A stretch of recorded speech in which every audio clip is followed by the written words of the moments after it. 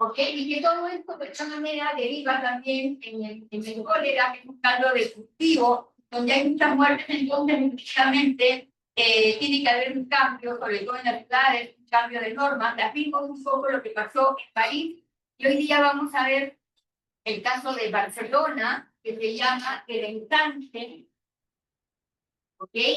Se llama el ensanche de Barcelona, lo hizo Ildefonso Serna, ¿no? Y vamos a ver cómo este cambio se da justamente después de este urbanismo que vimos en Francia, en París, ¿no?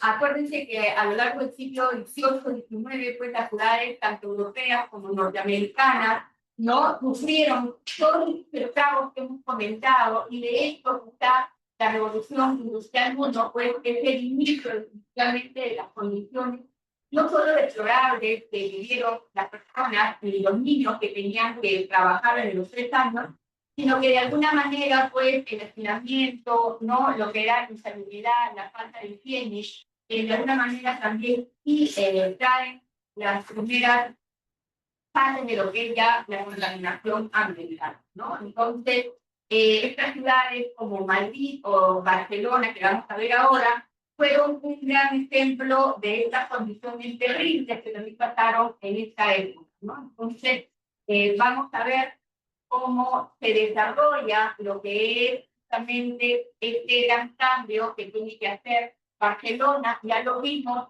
en París, ¿no? Y ahora lo vamos a ver en Barcelona. ¿Sí?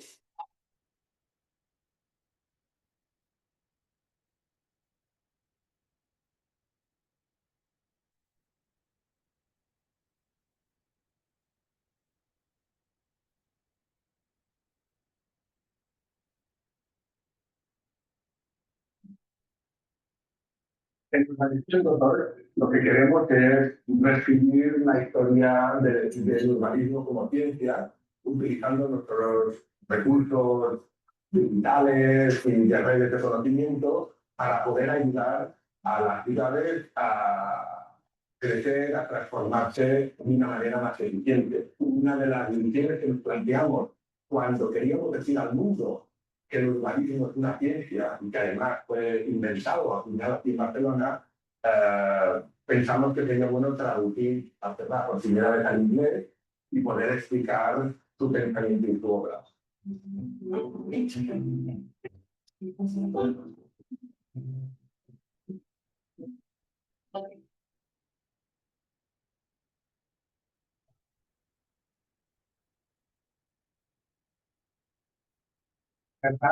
Inventó el Big Data para las ciudades a mediados del siglo XIX, porque él quería demostrar que las condiciones ambientales donde vive la gente hacen que se pueda vivir mejor o peor. Salvador quería demostrar que la ciudad mata, y por lo tanto había que inventar un nuevo tipo de ciudad donde todas las habitaciones estuvieran ventiladas, donde hubieran jardines cerca de cada vivienda, donde fuera fácil moverse, con el fin de poder crear unas mejores condiciones de vida. Pero además, de una manera muy democrática, donde todas las personas de la ciudad tuvieran acceso a los mismos recursos. Y por eso inventa la ciudad como una malla y no una ciudad como agregación de sistemas, digamos, paralelos al centro, ¿no? Verdad, quería evitar el concepto de centro y periferia para hacer que todo el mundo fuera igual.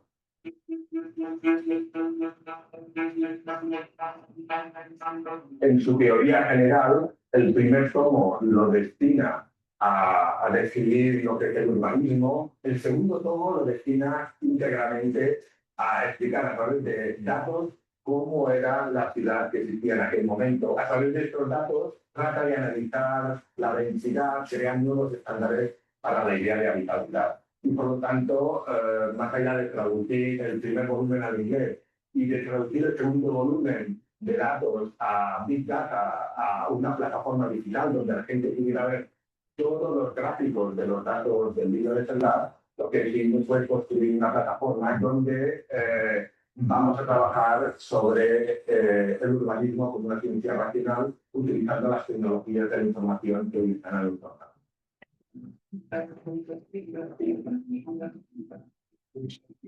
¿Verdad? Un la teoría general de la organización el mismo año que Marx publicó El Capital. Esta coincidencia demuestra también el debate que había en aquel momento, dado que había una revolución industrial, había que tomar medidas para mejorar la vida de la gente y combatir estas desigualdades.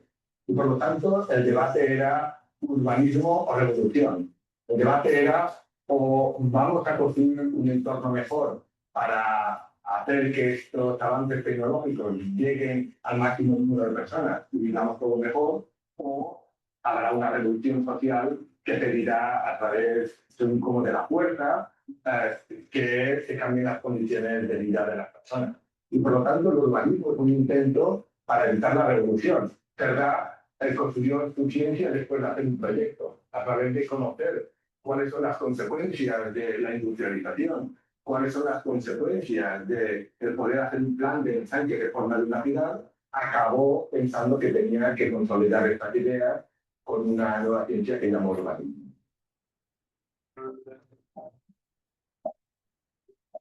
Estamos ahora en lo que se ha venido a llamar la tercera revolución industrial, donde las condiciones tecnológicas, económicas y sociales del mundo están definiendo nuevos paradigmas. Internet ha cambiado nuestra vida, pero no ha cambiado todavía nuestras ciudades. Por lo tanto, la clave es ver cómo podemos transferir todas estas tecnologías y sus potenciales para construir una ciudad mejor.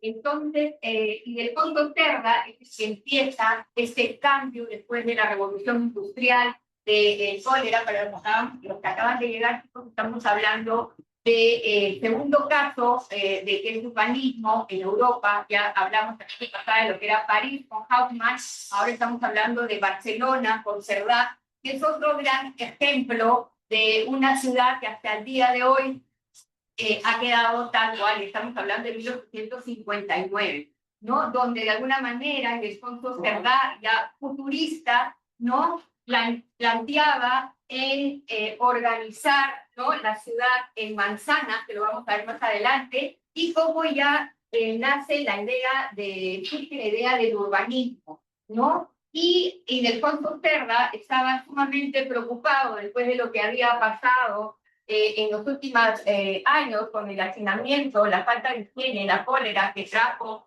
la revolución industrial. Él lo único que quería de alguna manera era pensar en las personas y sobre todo en la calidad de vida, cómo iban a vivir, en lo que era la importancia de lo que era la salubridad, de lo que era la higiene, lo que era la ventilación, lo que era la ventilación cruzada de las viviendas, porque sabía muy bien que esas condiciones también habían traído de alguna manera el cólera. ¿Okay? Entonces, estamos ahí. Y después Cerna pensaba, y su lema era no destruir para edificar, sino conservar para rectificar y edificar para engrandecer.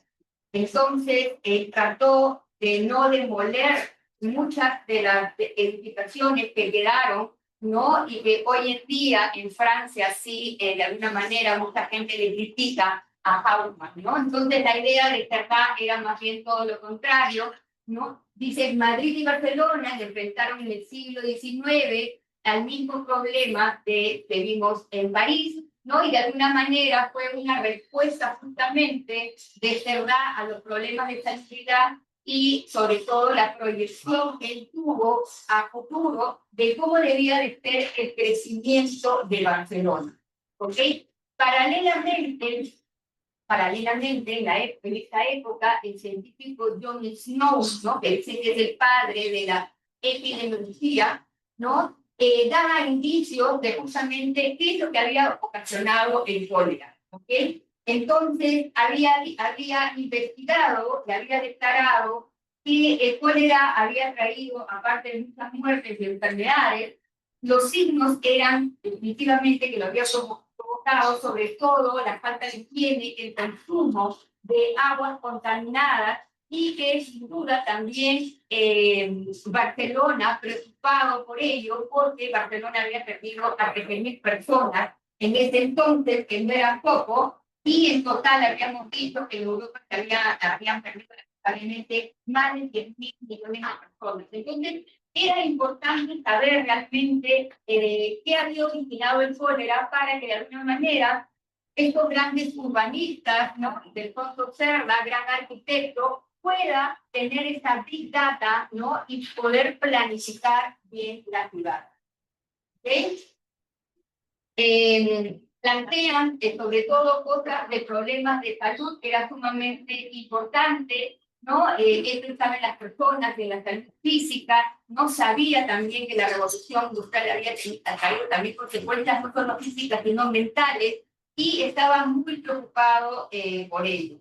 ¿Okay? Entonces, Barcelona tiene de alguna manera un crecimiento que solamente Cerdá podía de alguna manera saberlo, porque era el único arquitecto que en ese entonces había estado dibujando, ¿no? Un poco el crecimiento y cómo era Barcelona, ¿no? Entonces, en ese entonces, acordémonos que Barcelona se había quedado estancada, porque en esa época, ¿ok? Se construían murallas que ya venían de otras épocas justamente por temas de seguridad. Entonces, Barcelona se encontraba amurallado, sobre todo cuando vino el tema de la revolución industrial, había quedado, digamos, atrapado, no había podido crecer, y eso también pues trajo consecuencias con los temas del cólera. ¿Sí?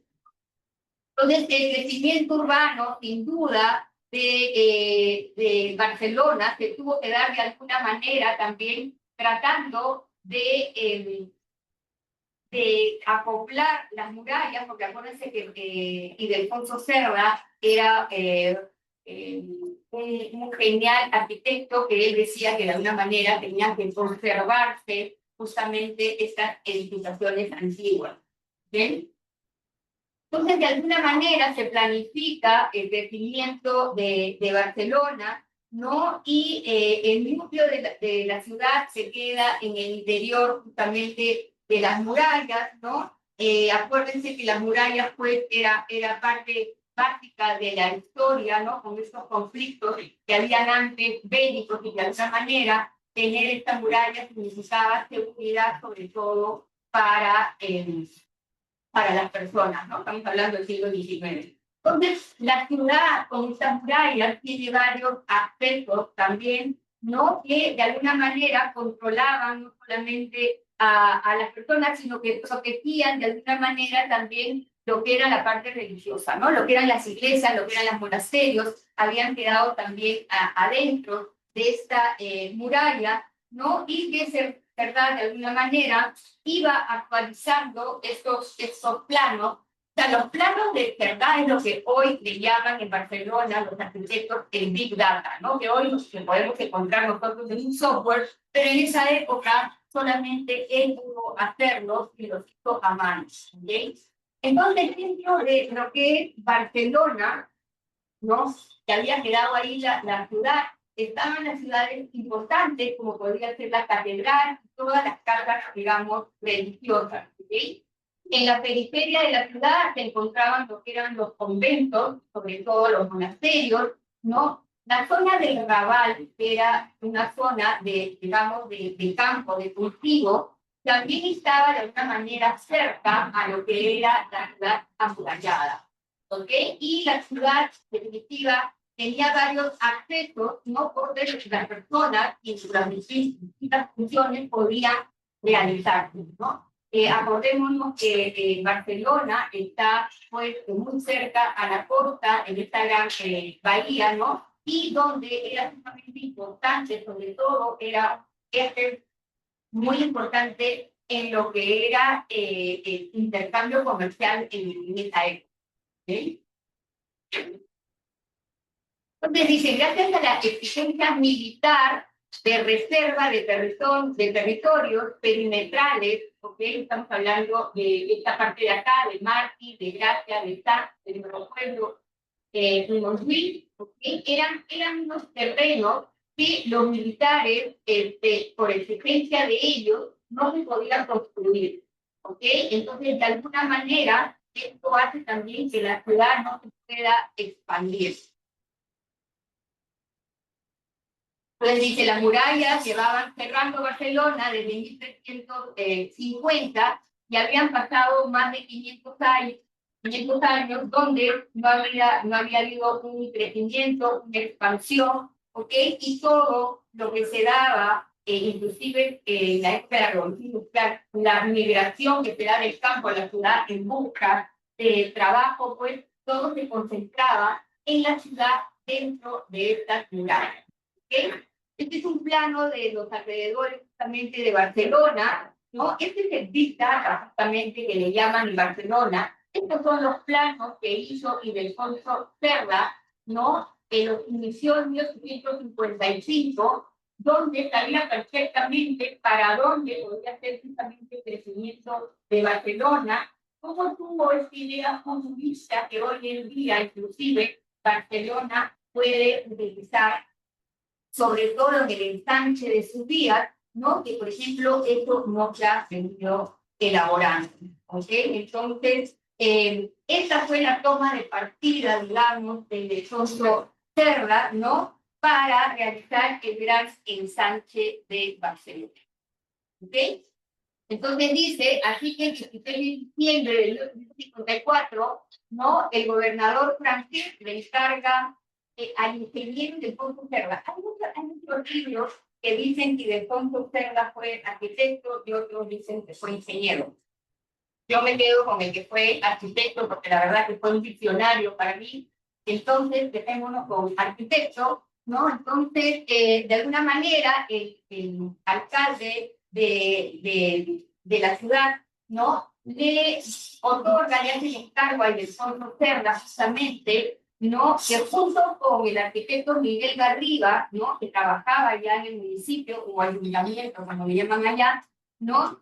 De alguna manera trabaje en lo que era la topografía y la cartografía del lugar y que presente un anteproyecto justamente de cómo podría ser este crecimiento, este ensanche de Barcelona. Y este, sin duda, es el primer mapa topográfico, ¿no? Que muestra Cerda justamente en esta época, ¿no?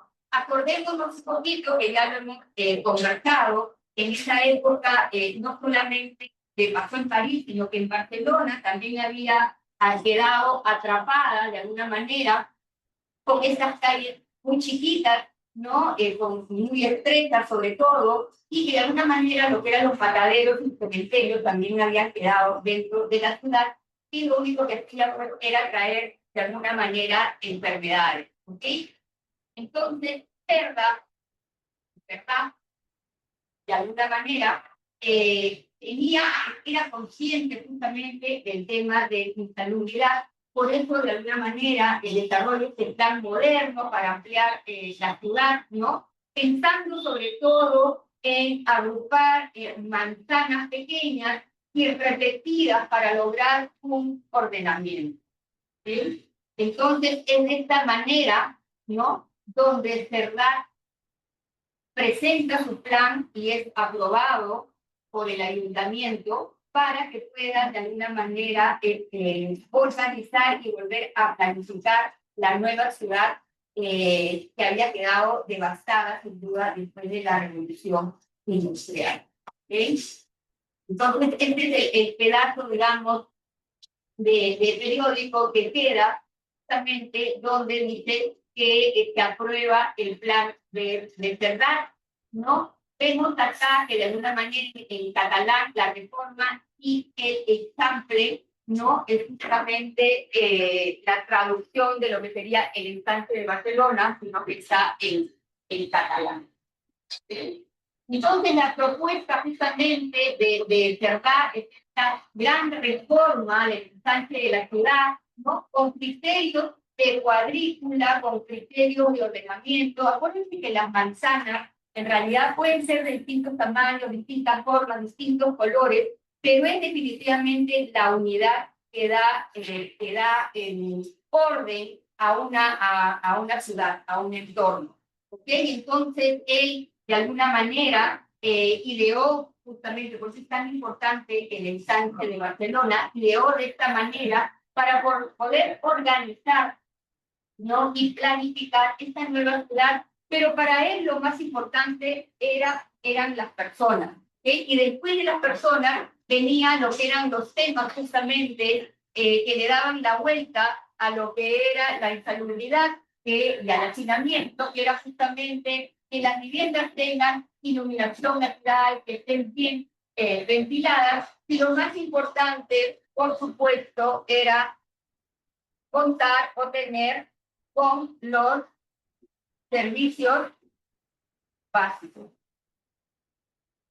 ¿Ok? Estamos hablando de agua, estamos hablando de iluminación y sobre todo estamos hablando de lo que era desagüe o alcantarillado, ¿no?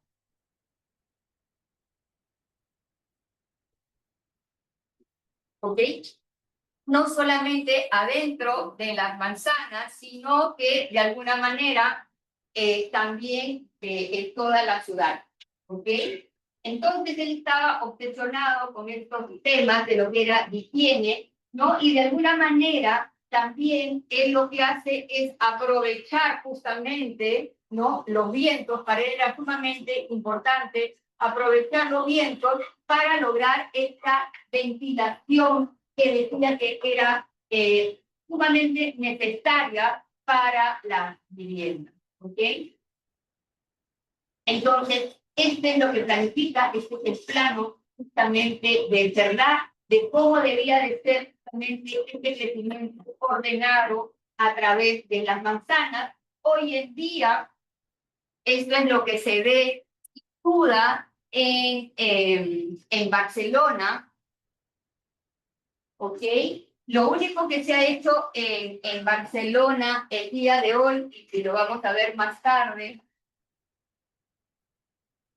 acá estamos hablando, chicos, de 1800, los 1850, 1859, 60, ¿no? Y de alguna manera ya él ya tenía esta visión de futuro, de cómo organizar una ciudad, que sin duda, como le digo, Barcelona es así. Y ya hoy, en la época contemporánea, que vamos a ver a Salvador Rueda, después de el urbanista hoy contemporáneo, justamente como han seguido creciendo las ciudades, ha seguido migrando las personas, lo único que ha hecho a esta idea hoy en día es simplemente agrupar 3x3 y hoy en día se llaman macro manzanas. ¿Ok? Pero este es hoy, este es contemporáneo. ¿Ok? Esto es hoy, por eso que ustedes seguro van a escuchar hablar sobre Barcelona, las macro manzanas, esto es hoy. Pero nosotros estamos yendo un poquito más atrás, ¿ok? Perdón, donde simplemente estamos hablando de esta gran cuadrícula de manzanas, que es como Ildefonso Cerda, ¿ok? Planificó la nueva ciudad de Barcelona, se proyectó él a estos ejes veniculares sumamente anchos, que tienen casi 20 metros, que hasta el día de hoy se usan en Barcelona. O sea, una proyección alucinante, ¿no? Y para ello, pues, tuvo que volver a planificar. Y era el único, sin duda, que quizá lo iba a poder hacer, porque ya sabemos que el arquitecto era sumamente minucioso y sabía perfectamente, entendía el problema, entendía que las personas eran lo más importante, entendía que tenía que combatir los temas de higiene, y es por ello que logra, pues, esta gran obra urbanística, ¿no? Que es justamente el ensanche de Barcelona, con estas grandes avenidas. Sabía muy bien que estas calles que había encontrado sumamente estrechas, que tenían casi 2 metros, ¿no? Iban a ser un problema en el futuro, no solamente porque había de alguna manera que facilitar en esta época a los carruajes, que después fueron tranvías, el doblar de las esquinas, y por eso es que a él se le ocurre hacer estos ochavados, ¿ok? O chaflanes, como lo llaman ellos, ¿no? En las esquinas, para que sea fácil justamente dar la vuelta en esa época a los carruajes, y posteriormente lo utilizaron los tranvías. Ustedes van a ver que algunas manzanas están justamente ochavadas por ello, y también porque de alguna manera las esquinas, de alguna manera en su diseño, lograban también mayor iluminación para las viviendas y mayor ventilación. ¿Perdón? Así es Barcelona. Lo único que hoy en día, como te expliqué antes, hoy en día han agrupado justamente así las macromanzanas. ¿Para qué? Para que hoy no circulen vehículos particulares por acá, por dentro, sino más bien por fuera. Así es Barcelona. Así es Barcelona. Y vamos a ver más adelante, justamente a tu pregunta, lo que ha traído hoy en día a agrupar justamente a las manzanas en macro manzanas. No todo el mundo está contento de tener que caminar a veces y dejar su vehículo, digamos, más lejos de su vivienda, o que no pase quizá el metro, digamos, no lo tengan cerca por ahí, ¿no? Entonces, vamos a ver eso más adelante. Así es Barcelona. De Barcelona, tipos es sumamente ordenado, se puede inclusive visitar la parte central de Barcelona, porque después ya obviamente hay otras zonas que han crecido, pero han seguido más o menos la planificación de Cerdá, y sobre todo han tenido en cuenta lo más importante, que es trabajar en manzana. Porque la manzana es la manera donde te ordena una ciudad. A mí me entiendo, ¿no? Las cosas y justamente prefiero como los tipos de paso del tiempo, los módulos, tienes que todo ahorita, porque todo muy todo el nivel, el gasto de tiempo, la conversión, se ponen como dando el módulo. No se decidió aquí, pero sí se decidió la planificación original del módulo. Pero por fin algunos tienen tramos abiertos, pero igual puede. Exacto, eso lo vamos a ver ahorita. Exacto. Ok, entonces vemos que el plan Cerdá, ¿no?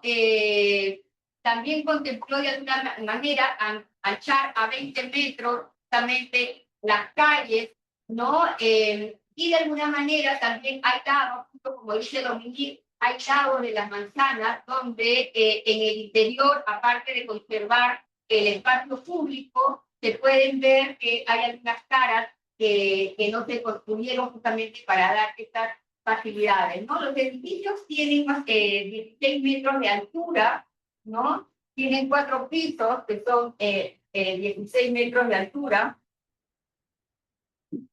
¿ok? En la parte, digamos, del núcleo de la ciudad, ¿no?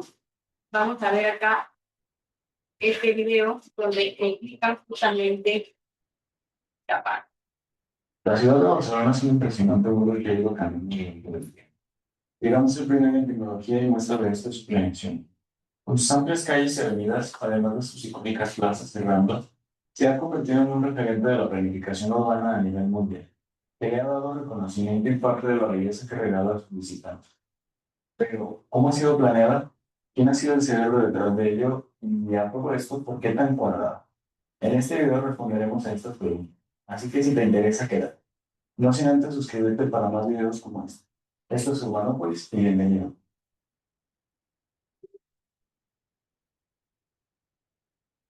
A lo largo del siglo XVIII y parte del XIX, la situación sanitaria y social de la población de Barcelona quedó como podemos. La muralla medieval que había permitido a la ciudad resistir asedios en 1641 y 1714 representaba ahora un freno a la expansión urbana. Los 6 kilómetros de esta muralla rodeaban una superficie un poco encima de los 200 hectáreas.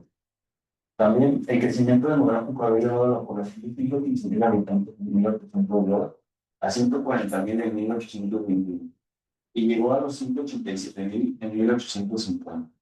Las condiciones de salubridad empeoraban debido a la densidad y la falta de infraestructuras sanitarias como redes de alcantarillado o agua potable. En ese entonces, Barcelona tenía una importancia militar y estratégica muy grande, desde el establecimiento de su ciudadela, y cualquier intento por poblar los valles fuera de las murallas era reprimido con el derribo de las construcciones, porque, según esto, impedían la defensa de la ciudad, como ocurrió en 1813. Es así como en 1841 el Ayuntamiento de Barcelona convocó a un concurso para desarrollar la ciudad fuera de las murallas, eligiendo el 9 de septiembre el trabajo propuesto por Pedro Felipe Morón.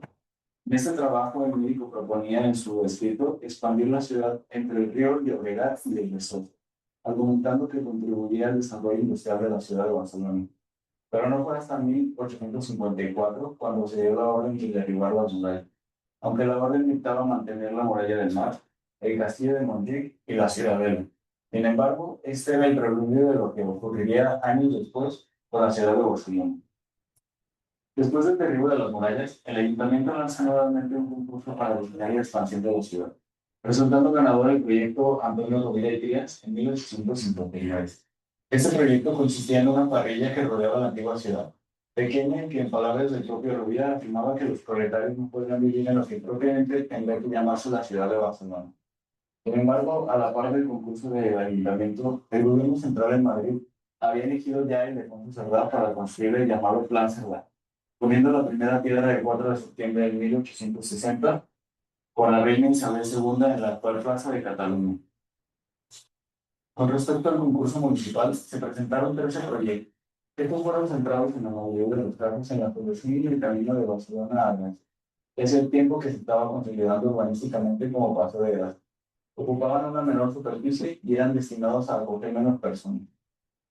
En cuanto al plan de Cerdá, consistía en urbanizar desde el río Llobregat hasta el Besós, como se había propuesto antes, mediante una parrilla casi uniforme, únicamente alterada por ciertas avenidas en diagonal y la antigua ciudad de Barcelona, la ciudad vela. Su principal idea era hacer justicia social urbanística, un urbanismo humanitario que diera confort e igualdad a sus ciudadanos sin diferenciar si eran ricos o pobres. Tanto se llegó a preocupar Ildefonso Cerdá que realizó un estudio sobre las condiciones de la vida de los barceloneses, que residían en lo que conocemos ahora como la ciudad, y comprobó que los principales problemas eran la densidad, la movilidad y la mortalidad. Una calle estrecha significaba más muertes en caso de epidemia. Para solucionar dichos problemas, trató de hacer una ciudad más higiénica, con una mejor movilidad y más saludable. This is your brain when you're struggling to focus. And this is your brain. You're in the zone, but getting in the zone. La extensión del ensanche sería 10 veces más la extensión de la ciudad de dicho momento. En el plano propuesto por Cerdá para la ciudad destacaba el optimismo y la ilimitada previsión del crecimiento de este. La ausencia de un centro privilegiado, su carácter matemático, geométrico y con visión científica. Este urbanista asignó un papel clave a los parques y jardines interiores de las manzanas, aunque la posterior estructuración alteró mucho este plan. Entre las principales novedades también destacaban las manzanas octogonales que incorporaban los chaflones para facilitar la circulación y la orientación de este, el cual permite que todas las viviendas, sin excepción, reciban el sol, la luz natural y la ventilación como pedían los movimientos higienistas en ese momento. Además de estos aspectos higienistas, a Cerdá le preocupó la movilidad. De hecho, fue pionero en este tema. Definió una anchura de calles nunca vista, en parte para huir de la inhumana densidad que vivía la ciudad, pero también pensando en un futuro motorizado con unos espacios propios separados de los de la convivencia social que lo reservaba por zonas interiores. Lo que aún no continúa sorprendiendo es la capacidad de Cerdá para prever el protagonismo de los medios de transporte en el trazado de la ciudad. Un factor que ha permitido que Barcelona haya podido adoptar los cambios profundos que los tiempos habían de traer, como si en realidad los hubieran estado esperando desde hace 160 años. La cuadrícula hipodómica de Cerdá preveía calles de 20, 30 y 60 metros de anchura. Ese es uno de los aspectos fundamentales del ensanche de Barcelona, donde hoy nos podemos plantear la introducción de carriles bus, carriles bici y vías verdes, porque el criterio con el que se diseñaron las calles fue en un principio la independencia de los diferentes modos de transporte. Las manzanas, por su parte, tenían construcción solo en 2 de los 4 lados, para lo cual daba una densidad de 800.000 personas en el proyecto completo. Cerdá así concibió 2 formas básicas para situar los edificios. Una presentaba 2 bloques paralelos situados en ambos lados opuestos, dejando en su interior un gran espacio rectangular destinado a un jardín. Y la otra presentaba 2 bloques unidos en forma de I, situados a 2 lados contiguos de la manzana, quedando en el resto un gran espacio cuadrado que también era destinado a un jardín. La sucesión de manzanas del primer tipo daba como resultado un gran jardín longitudinal que atravesaba las calles, y la agrupación de 4 manzanas del segundo tipo, convenientemente dispuestas, formaban un gran cuadrado edificado atravesado por 2 calles perpendiculares, y con sus 4 jardines unidos en uno. Así, con el diseño original, el ensanche se había ocupado totalmente hacia 1900. Si bien tanto el propio Cerdá como posteriormente algunas acciones superpobladoras lo densificaron sustancialmente, aunque lo que sí se mantuvo fue la profundidad de 28 metros de los edificios. Este tipo de desarrollo fue denominado por él mismo como el ensanche ilimitado, una cuadrícula regular e imperturbable a lo largo del trazado urbano. A diferencia de otras propuestas que rompían su ritmo repetitivo para meter espacios verdes o servicios. La propuesta de Cerdá los englobó internamente y permitió fijar una repetición continua en el plan con capacidad de alterarlo cuando convenía. Este es el resultado del por qué Barcelona está en cuadrado. Cerdá desplegó el trazado sobre la columna vertebral de lo que hoy es la Gran Vía. Trabajó con módulos de 10 por 10 manzanas que Cerdá consideró un distrito para una mejor gestión, lo que en nuestros tiempos se convertirá en las famosas supermanzanas de Barcelona. Tema para otro video, por cierto. Así, durante la década de 1870, se produjo un progreso notable ya que los inversores vieron una gran oportunidad de negocio. El retorno de los criollos con el final de las colonias en las Américas aportaba capitales importantes que se tenían que invertir y encontraron en el ensanche su mejor destino. A pesar de su buen diseño, el proyecto sufrió varias opiniones en contra. Por su carácter antiautoritario, antijerárquico, igualitario y racionalista del plan que topaba directamente con la visión de la burguesía, que prefería tener como referente la nueva ciudad de París de Haussmann o la Washington de L'Enfant, con una arquitectura de carácter más particularista. Por ejemplo, Domènech y Montaner, arquitecto catalán, aseguraba que la anchura de la calle produciría unas corrientes de aire que impedirían una vida confortable. Como afronta a distribuir los pabellones de su hospital de San Pablo en dirección contraria a la dimensión de las calles. Algo bastante curioso. Y sin embargo, vemos cómo rompe con la trama.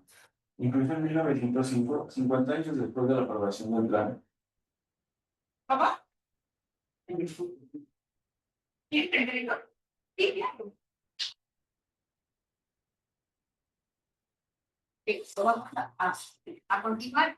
Siempre van a haber comentarios en contra en todo lo que se haga, pero definitivamente, así como París no sería hoy lo que es París por Haussmann y Bonaparte, Barcelona tampoco sería lo que hoy en día esta cuadrícula tan ordenada, esta unidad básica como es la manzana, ¿no? Y que da justamente esta planificación ordenada, tan fluida, ¿no? Donde las personas, digamos, son los personajes más importantes, porque definitivamente Cerdá se preocupó justamente en lo importante que era tener un espacio abierto dentro de la manzana para que las personas de alguna manera puedan tener interacción social, calidad de vida, igualdad, y todo eso a través de también tener buena ventilación, ¿no? Para tener calidad de vida hay que tener salud física y mental, y esto se dio a través justamente de estos espacios, este espacio abierto en el interior para captar iluminación natural, para tener ventilación, ¿no? Y sobre todo que las manzanas, las viviendas, obviamente cuenten con servicios básicos. Entonces, él se dio cuenta justamente de lo importante que era pensar en las personas, sobre todo en los temas de higiene, para no volver a los problemas de atrás. ¿Okay? Entonces, este es Barcelona, digamos, lo que es el núcleo hoy en día, estas edificaciones. También tuvieron que cambiarse normativas, ¿no? Como lo hizo también París, pero yo creo que sin duda para Cerdá hoy en día, ¿no? Es y los arquitectos de hoy en día, Cerdá es un personaje sumamente importante que ha contribuido justamente a la planificación urbana y a que hoy en día ellos puedan tener este big data de cómo creció la ciudad, esta historia de Barcelona. ¿Okay? Entonces, estos modelos de alguna manera de manzanas hoy que se desarrollan en estas partes del mundo, ¿no? Lo que hacen justamente es promover la convivencia, es promover la sostenibilidad, ¿no? El respeto sobre todo al medio ambiente, ¿no? Y tener mejor manejo de los recursos de la ciudad. ¿Sí? Entonces, el ensanche de Barcelona responde a la necesidad imperiosa de crecer